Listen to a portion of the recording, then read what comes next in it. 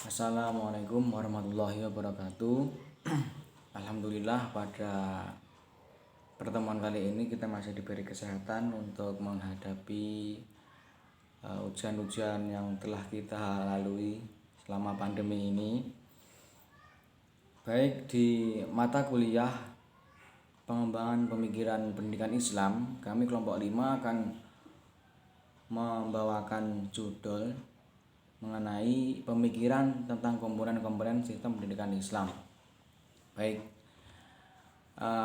mengenai komponen-komponen pendidikan Islam, di sini ada beberapa subbab yang akan kami bahas, yaitu tentang dasar tujuan, pendidik, anak didik, bagaimana materi, bagaimana metode, bagaimana media, dan bagaimana lingkungan pendidikan Islam itu seperti apa.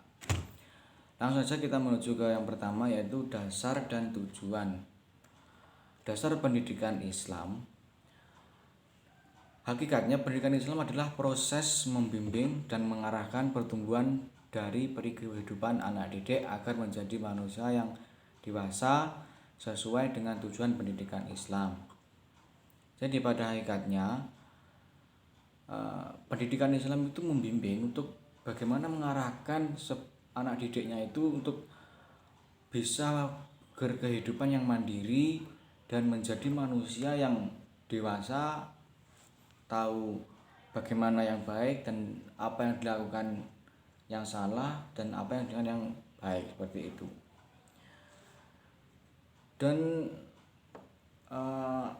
asas pendidikan Islam sendiri yaitu asas pendidikan Islam adalah asas perkembangan, pertumbuhan dan kehidupan yang berkesinambungan antara kehidupan duniawi dan ukhrawi, jasmaniah dan rohaniah, antara kehidupan material dan mental spiritual. Jadi dari beberapa asas duniawi, ukhrawi, jasmani dan rohani itu dalam implementasiannya harus seimbang dan dalam prakteknya sesuai dengan pandangan teori dan pegangan. Ya, seperti itu. Selanjutnya mengenai tujuan pendidikan Islam yaitu ada beberapa. Salah satunya yaitu tujuan al-ghardu al-fardhi adalah pengkhususan atau operasional tujuan tertinggi dan tujuan terakhir dari tujuan umum pendidikan Islam. Tujuan ini didasarkan pada 1. Kultur dan cita-cita suatu bangsa, 2. Minat bakat dan kesanggupan subjek di anak didik, dan 3. Tuntutan situasi dan kondisi pada kurun waktu tertentu. Jadi tujuan pendidikan Islam ini menurut Al-Ghardu fil Ard ini sesuai dengan apa yang salah satunya itu sesuai dengan apa yang dicita-citakan sebuah bangsa. Yang kedua, minat bakat dan kesanggupan peserta didik. Jadi bagaimana anak didik itu minat atau tidak dan mempunyai bakat atau tidak dan kesanggupan itu tergantung anak didiknya. Dan selanjutnya yaitu tuntutan situasi dan kondisi pada kurun waktu tertentu. Jadi mengenai situasi dan kondisi ini jadi berbeda-beda ketika kondisi dan situasinya itu tidak sama. Artinya tujuannya itu sesuai dengan misalkan Indonesia kondisinya seperti ini, maka apa yang harus dicapai itu harus sesuai dengan apa yang dibutuhkan oleh bangsa tersebut. Nah, seperti itu. Itu tujuan pendidikan. Selanjutnya yaitu materi pendidikan Islam.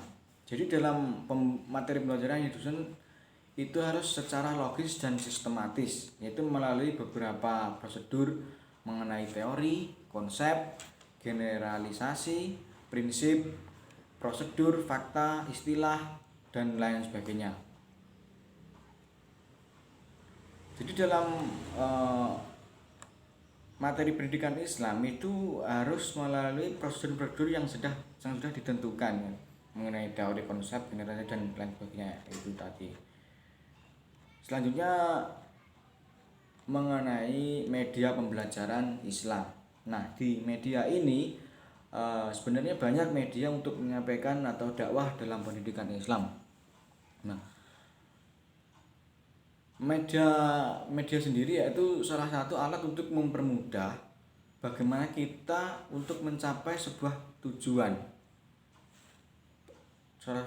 pendidikan. Jadi media di sini adalah fungsinya itu sebagai bagaimana kita mempermudah untuk memahami dan mempermudah untuk memperoleh apa yang disampaikan dari guru, dan bagaimana kita mempermudah mencapai tujuan pendidikan yang sudah disepakati bersama. Jadi media di sini ada beberapa, salah satunya yaitu media visual, media proyeksi, seperti alat pendidikan berbentuk piranti lunak atau software yang sesuai dengan aturan-aturan yang ada tentunya. Dan selanjutnya yaitu mengenai lingkungan pendidikan. Nah, lingkungan pendidikan Islam sebenarnya ini sudah dibahas di semester berapa, itu sudah kita singgung. Jadi ada 3 lingkungan pendidikan Islam itu. Yang pertama tentunya lingkungan keluarga. Soalnya keluarga itu merupakan pertama bagi anak. Jadi di sini merupakan bagaimana anak itu mengenal norma, bagaimana itu keluarga pendidikan yang tertua dan merupakan pendidikan yang tidak formal, jadi informal. Jadi keluarga merupakan lingkungan yang utama karena manusia pertama kali memperoleh pendidikan di lingkungan ini, sebelumnya mengenai lingkungan yang lain. Nah, jadi yang selanjutnya yaitu mulai sekolah, dan sekolah ini mengembangkan pendidikan yang kedua bagi anak. Disinilah potensi anak akan ditumbuhkan, dikembangkan, dan sekolah pun merupakan tumpuan dan harapan orang tua masyarakat dalam mencerdaskan kehidupan bangsa, seperti itu. Dan selanjutnya terakhir yaitu lingkungan masyarakat. Lingkungan masyarakat ini merupakan kelompok sosial terbesar dalam suatu negara, dan di sini pula